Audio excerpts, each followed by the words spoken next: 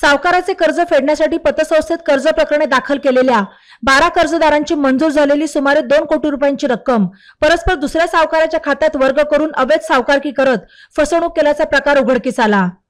या प्रकरणी पतसंस्थेचे चेअरमन, व्यवस्थापक यांच्यासह 4 जणांवर पोलीस ठाण्यात फसवणुकीचा गुन्हा दाखल करण्यात आला।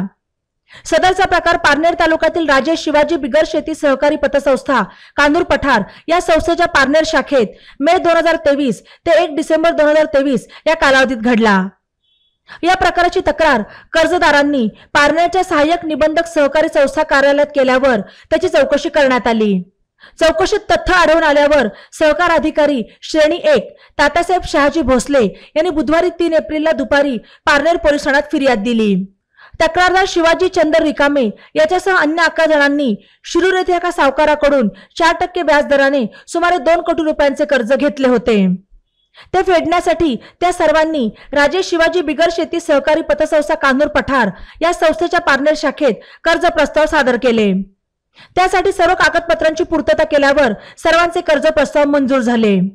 मात्र त्याची रक्कम कर्जदारांना न देता पतसंस्थेचे चेअरमन आझाद ठुबे आणि मुख्य कार्यकारी अधिकारी संभाजी भालेकर यांनी कर्जाची 2 कोटी रुपयांची रक्कम हंगा तालुका पारनेर येथील सागर असोसिएटचे पोपट बोलाजी ढवळे यांच्या खात्यावर वर्ग करत या कर्जदारांची फसवणूक केली असल्याचे फिर्यादीत म्हटले आहे।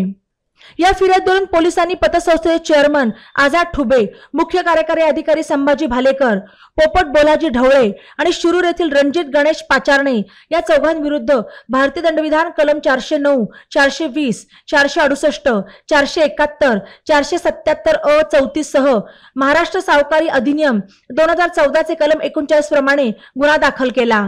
ई नवा मराठा यूट्यूब चॅनलला सबस्क्राइब करा आणि बेल आयकॉनवर प्रेस करा।